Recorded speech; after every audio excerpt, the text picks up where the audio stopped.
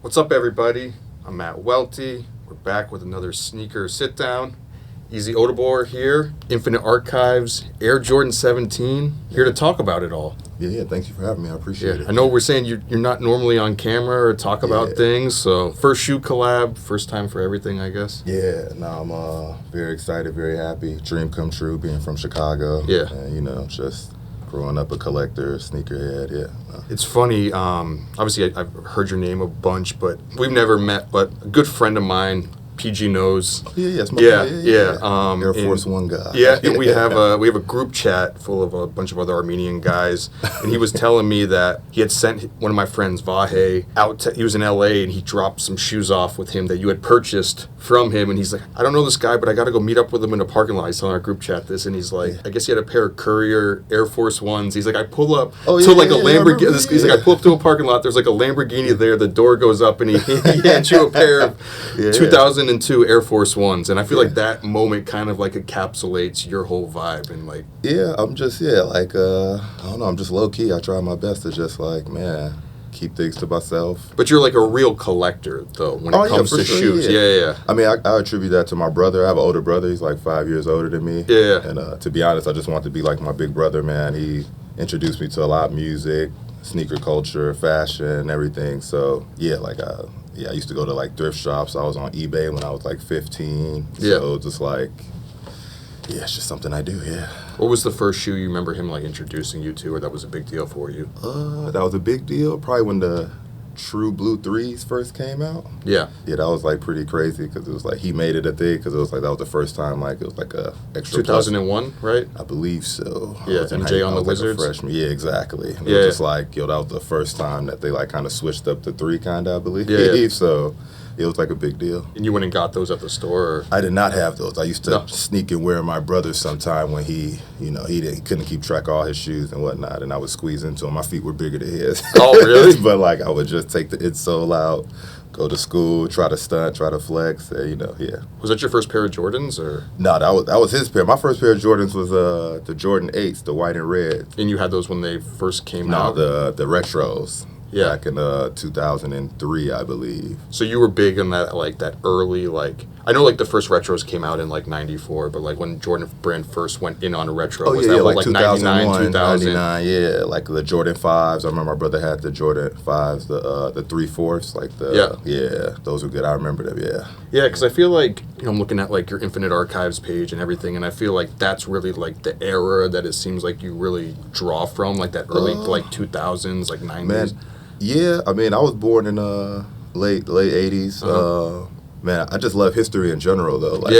I'm a very big believer in, knowing your past. See into the future kind of and whatnot. See what repeats itself, see the patterns and whatnot. So I'm big on the past and history. Do you consider yourself a nostalgic person for shoes? 100%. Just in history in general. Man, if I wasn't doing what I was doing, I'd probably be a history teacher. That's who changed my life, man. My teacher, shout out to Mr. Young, man, amazing, man, changed my life. And, man, I love teaching. Even Infinite Archives is more about informing people more so than product and whatnot. If we can make product and it's a good story and I can work with my friends and do something that as in quality and whatnot, that people will appreciate, then I'm 100% down for it. What's your first memory of the Jordan 17? Oh, the briefcase, of course, and the CD-ROM, the first time, and it being $200, it just being damn, if people gonna go for this, and people went for it, of course, It's so crazy because the story behind it of the shoe was $200, Foot Locker didn't want to sell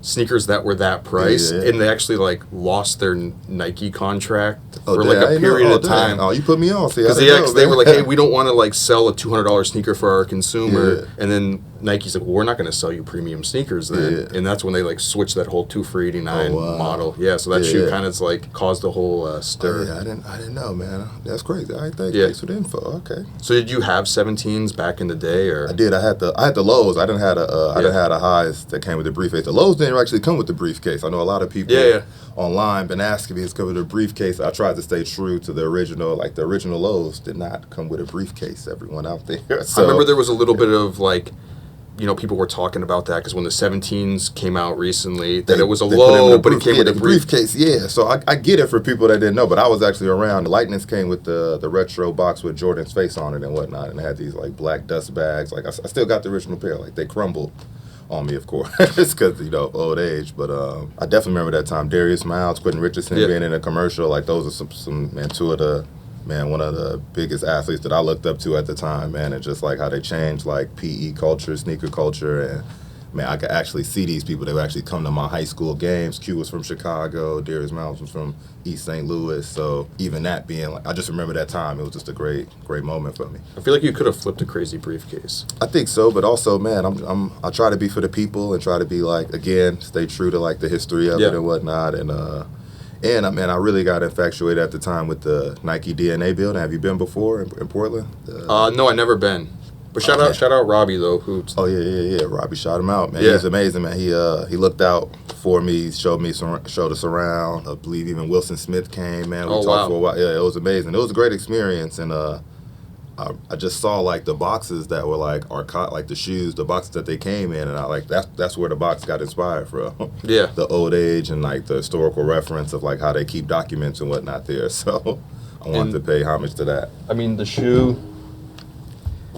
I know we had like posted something. I don't know if you said it or we had said it. It was like something that's like the Infinity Stones. Oh yeah. Of the Jordan 17s as a whole. Yeah, you got the white and reds, of course. You got the Lightnings on there. He wore an All-Star. You got the Mike Bibby reference, the purple ones, which man, I love those, man. Yeah. The all black ones, and of course the North Carolina version, which were ironically my high school colors at the time, and I had that pair as well. So definitely, and then the blue at the bottom is for the OG Wizards colorway that he wore when he played for the Wizards. Yeah. You mentioned your love of history. Did you feel like putting this on the bottom was like a subtle way to educate people on the history of the shoe, or was it just something you wanted to play on? Oh no, it was like a subtle nod of respect. Like again, I'm really big on just paying homage to things that came before me, and I want to make sure that those moments and those players were recognized, man. So yeah, subtle nod, because I'm also like a very when I took this approach to making this show, I wanted to make sure it was something that Michael Jordan could have wore back then and now.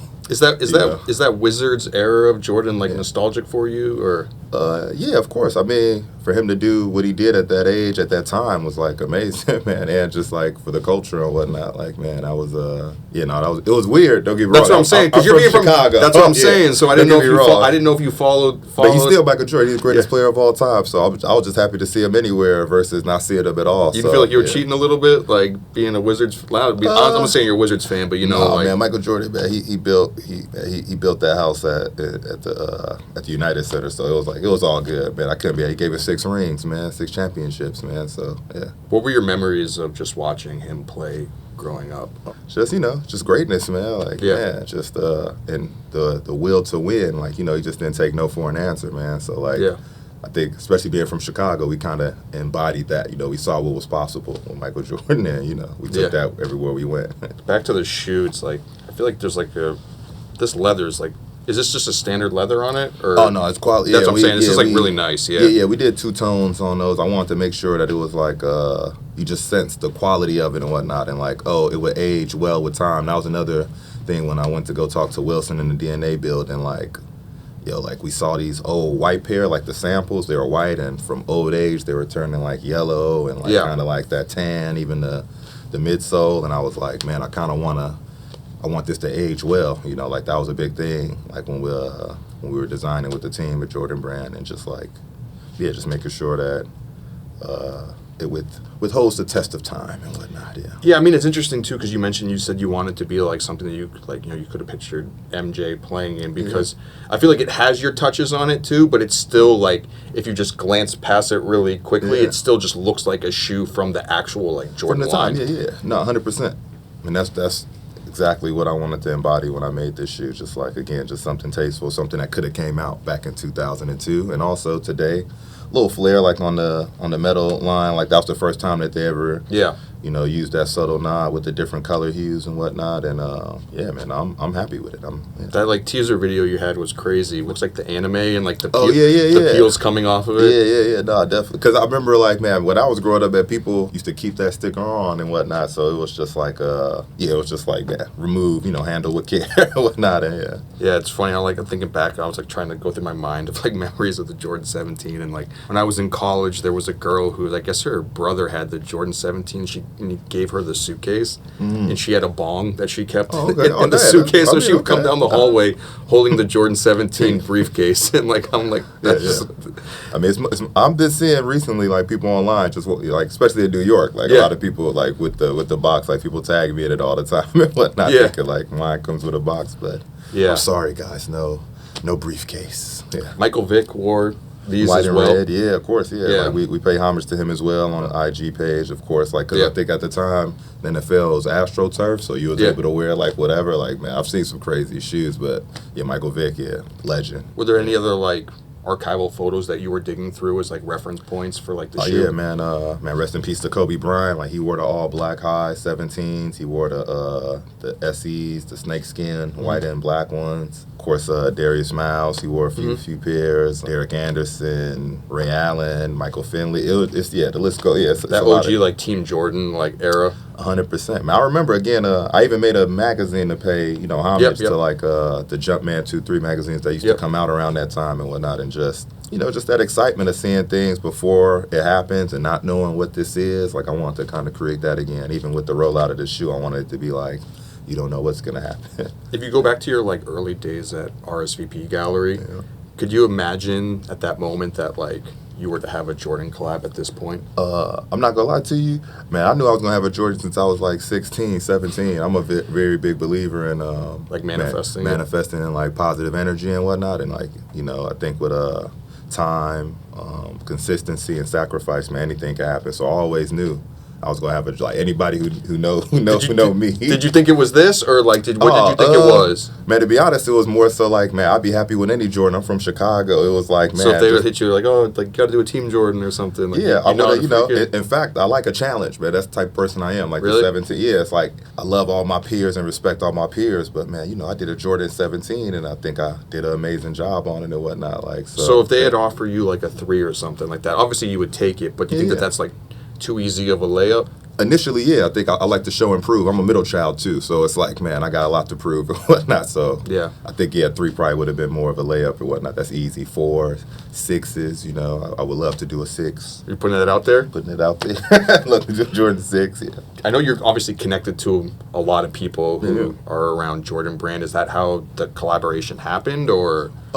Yeah, I guess just like years of I got so many great friends and people to just show up for me. So it's like I think a lot of people just looked out for me throughout the years and always put my name in meetings. I think like, I don't know the quote, but like, you want to hang around people that bring up your name in these rooms and whatnot. And I've always just done the work, and I think a lot of my friends and people that I work with see that, and they like, they support me in that. And I think it took years of that, but man, I think it's perfect timing. I couldn't ask for anything more. So I'm super happy. Because you have a close connection to Travis Scott too. Of course, right? yeah. That's my brother, man. Cactus Jack, everyone part of that, man. Family. But I mean, being connected to him and him being the guy at Jordan Brand. Yeah. Did he help put in a word for you? Did it work through that channel or no? No, not at all. No, not at all. We try to keep things separate or whatnot. Okay. Like, man, like definitely separate. Yeah, I try not to intertwine that, and I respect what he does over at Jordan Brand, and I try my best just to You never gave him any input on shoes in the past, or? Nah. I mean, I've been in the rooms, and we're all friends, so we all like talking stuff. But yeah, nothing like that. Travis Scott is like amazing creative, and man, he does it all. What's up, everybody? It's Joe LaPuma from Complex. ComplexCon is right around the corner. We are back in Vegas. This year is going to be bigger and better. Over 300 brands, exclusive drops, 2 nights of headliners. Make sure you check out ComplexCon. Get those tickets, complexcon.com, October 25th and 26th. See you there. And was there any input that Virgil had given you on Jordan stuff? Oh, yeah, of course, yeah. We talked about when he did the 10 and whatnot, and just me being an RSVP and me getting a Jordan account for RSVP at the time back in the day when I worked there. And I used to sell him shoes. We all wore size 12, so it was like, Yay as well. He sell his shoes as well, so it was kind of crazy. What was the conversation? Do you remember any of the conversations you had around when he was doing the 10 with him on that? I think he was talking about, just flipping it, doing something more so like just different. He didn't want to be like in the box. He wanted to like do something that hasn't been done, and he had a lot of references, a lot of, I think like even the Jordan 6 is one of his references before, like, but. And that's what you want to do, right? I mean, I would love to do a Jordan 6. I would love to do, work with Jordan in multiple ways. So yeah, it's all. It doesn't have to be shoes. I love apparel as well. Like, man, even creative direction, more so curating as well. Since I have a gallery and I work with a lot of artists, so yeah, I think there's a multitude of ways I can work with Jordan Brand in the future. But this is like, it's a blessing. And obviously too, Don C at RSVP Gallery. Man, Don C, that's like my big brother, man. I learned so much from him. Yeah, both of them, man. Just. Don and V, they just they changed my life multiple times. So yeah, but Don, I worked on, man. To be honest, that's another story too. You know, the other connection. You know, the Jordan 2 that he made a beach colorway. Yeah.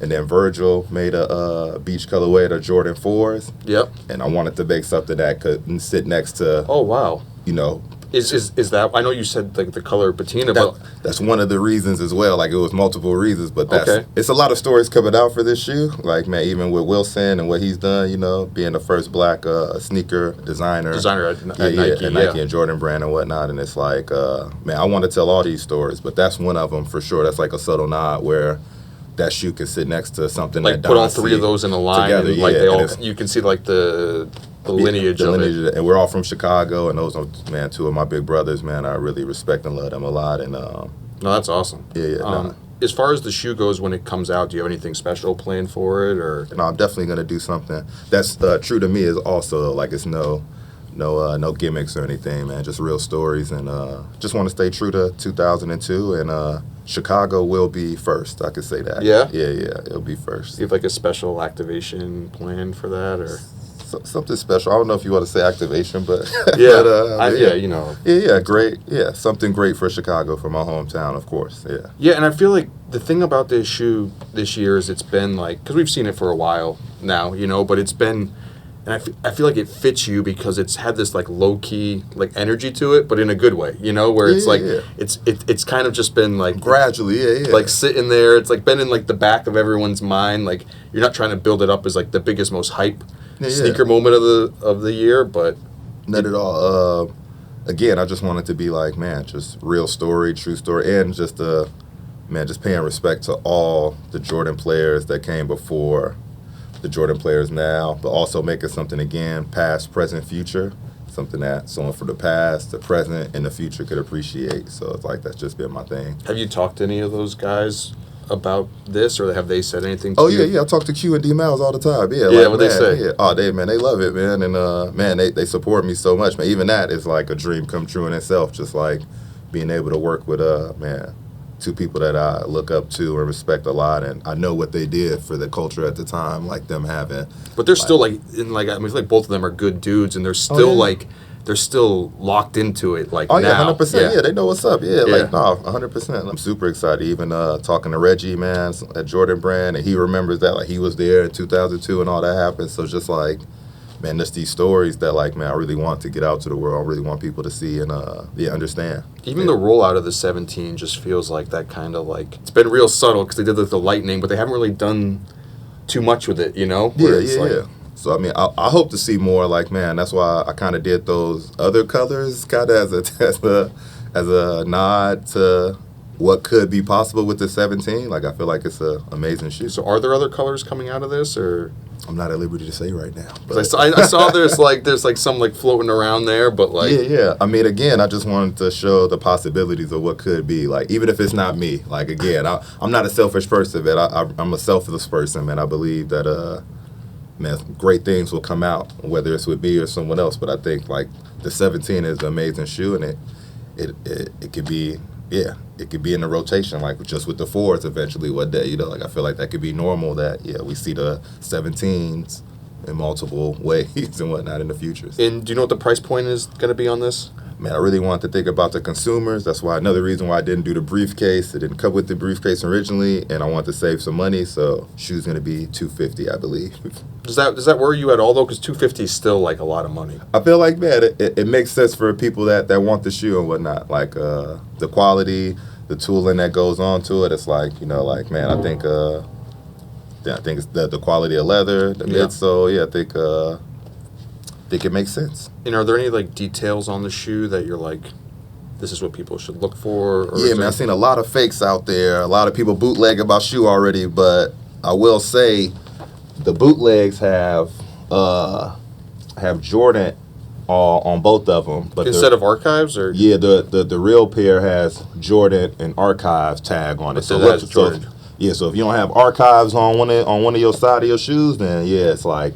And it has the fakes have the IA on the fake back. have the IA, but it's like, man, they didn't do the right color code on them. I feel like someone might roast me for this, and I've said in the past where it's like certain shoes are just harder to fake because you can make something that looks like this, but I don't know if a fake factory is going to have leather that's like this. Exactly, yeah. That's why I was frustrated when I saw the fakes, but also happy too, because it's like, man, Virgil was a big believer, like, man, if someone's bootlegging your product, man, that means it's working. That means someone cares. And just like when people hate on me, too, it's like, I kind of love when people hate on me because you got to go out your way to hate. I'm such a positive person. Yeah. Like, if someone hate on me, it's like, damn, you went out your way to do that. Means you care more about me. And also, you don't say much publicly, so it's like, what is there to latch on to like, rip you apart for? Yeah. Which is, again, I welcome it. I welcome them all. I use it as inspiration and, motivation and whatnot. So it's all love for me either way. I just feel like even this, like, the midsole on it, like, this whole piece is something that's like... Yeah, it hasn't been done before, yeah. No, but I feel like it's so hard to fake. And I could be totally wrong, but this just feels like such a high-quality piece to it that the fake factories aren't just going to be like... Yeah, you can tell from the air, the bubble, too, like, from the fakes, but it's just like... But those are the first pictures to go live was fake, and again... in the time that we live in right now. The first ones that were out there were fakes? Were fake, yeah. That's why I posted. I was trying to hold on. Like, people didn't know this color was coming out yet, but when the fakes came out, it was like, I had to go live. Did anyone hit you about it, or you just felt like your own... People hit me up. No, did hit you that you should post the real ones, or you just felt like... No, I did that on my own, but people was hitting me up saying, is this real? Like, a lot of my friends was texting me, all the blogs was posting it, the fake pictures. I'm like, man, those are fakes, whatever. So I was like, I got to go live, because the rollout wasn't supposed to happen. So, like, man, maybe 3 weeks, but later or whatever. Was Jordan Brand, like, cool with that you kind of set the record straight? No, for sure, yeah. I mean, any press is good press for the most part. But. Yeah, again, like, I welcome everything, man. It's all love for me, man. So, I wasn't upset. I was just, like, disappointed that was the first time someone saw the shoe was a fake. But, again, I think when people see the real thing and the quality, to your point, the leather, the structure of the shoe, the little subtle nods and whatnot, the colors, even I kind of made it a little bit more comfortable, too. Like, man, people will see that when they try it on versus the other I feel like even, like, retros. the carbon fiber, that's, like, something that, like, the fakes factories usually, like, cheap out on, Yeah. I'm super excited. Again, I think, man, I'm excited for people to actually hold this shoe and get it and see it in person and whatnot. So, yeah. You ever get hit with a pair of fakes back in the day? Nah, man. You never, like, nothing off eBay or something like that? I was on Nike Talk. I was on Soul Collector. I was all that, man. It's funny, even, I just did a show at Futura at my gallery, Anthony Gallery, and I was telling him how hard it was to, like, verify the Uncle Dunks, like, the Uncle Dunkles or whatever, and it was, like, the X on it. You had to look for all these. I remember they had the charts back in the day, and people, like, circle things. Yeah, exactly. It was like, I was very, like, I couldn't. Because, man, my older brother was just like Ade. He was amazing, man. Like, there's no way I could wear fakes. So it was like, with all that, fake online shoe stores was happening, it was like, nah, man, there's no way you could buy shoes from this. So, what was the craziest mission you went on to get a pair of shoes back in that era? Craziest mission? I mean, I probably got two. Yeah. I remember one time the Air Comfort. You remember, like, the Jordan 11 Air Max 1? The Air Max 1, yeah. They did the Soul Collector collab on it, too. Right, yeah. And, it was a special pair that released at Nike Town, Chicago. And at the time, man, I was like dead broke. Man, I had no money. I was going to school. I was going to the Art Institute. And I'm like, man, I got to get these shoes just so I could sell them and buy my books or whatever. Like, try to flip them, yeah. Yeah, just to buy my books so I can, like, stay in school and whatnot and figure it out. And, man, I get the shoes, and as soon as I walk out, man, there's a boot on my car. So the money from the shoes I had to, like, use to get the boot off my car and whatnot, and, like, man, and the rest, went to my books. But it was crazy. And after that, I'd probably say when the Jordan 23s came out. Yeah. They had 23 stores, and each store I think got 23 pairs. And it was a store in Chicago called Aficionado. Shout out to Aficionado, man. It was like ahead of its time. It was like a members only club. Like the store didn't exist at the time. Like they opened up with the 23, and like the first 23 people that lined up became members and whatnot. But we had to, it was Chicago cold, man. It's like one of the coldest cities during the winter. And I just remember just going back and forth every day, like to get your spot in line, you had to stay in line. So you were really camping out there. Yeah, I used to camp out. Like anyone who knows me in Chicago, like from when I was like 15 to 16 and up, like man, I was like really, like I respect sneakerheads a lot, man. Again, like I think it's taught me so much just in business wise and whatnot throughout my life, and just like man, just so many moments, so many people, community, the real beauty in that, the real how to just appreciate people in general. I met so many people throughout my life, like where we might not have normally met, but the love of sneakers brought us together and whatnot. We might do completely different things. So yeah. What's the other one? Success. That's the Vail. Yeah, shout out to Vail. Success. Man, Dave Jeff at Fly. Man, that was like a bad Soulmates. Brian and Autumn. St. Alfred's. I was like, man, they were ahead of their time. They used to do a lot of crazy things. Yeah, I met leaders. Corey at Leaders, man, Ty. Shout out Ty. Ty, for sure. Man, I had a lot of, I don't know what the narrative is about like people doing things by themselves, but man, I had a lot of help. I had a lot of people to look up to and like that helped me out throughout my journey and whatnot. And thank you for bringing up, man, Chicago up in that way. But yeah, those people definitely shaped and helped me and showed me it was possible to do those things. I think it's cool to hear just because, sometimes you hear these stories about like people, I don't want to say they want to manufacture their sneakerheadness, but like maybe they'll overtell it a little bit or be like, yeah, I was really there. But it's like for you were really there 100%, 110% part of it. Like that, like sneaker con. I used to wear like sneaker competitions. Oh wait, you're doing like sneaker battles and stuff back? Like they would give you like the top 3, whoever had the best sneaker. I remember one year I won because I had the Pata homegrown Air Max 90s on. The green ones. And nobody had those, especially in Chicago. Like nobody, shout out to G, Pata, man. I love that, man. For sure. Those are 2. Edson, man. I love that, man. Edson came by my career bud last year during the marathon and whatnot, and that was just amazing just to have him like in my city. These are people that like honestly I looked up to. I saw on Nike Talk, I saw on Soul Collector, 2 black men that owned a store overseas. For sure. That like, man, they were doing it before anybody, and man, I love and respect them so much, man. So like, yeah. Is there anything last thing you want to tell people about this shoe to go and buy it? Man, buy what you like. I always tell people buy what you like. So if you like them, man, yeah, go buy them, man. That's all I can say. But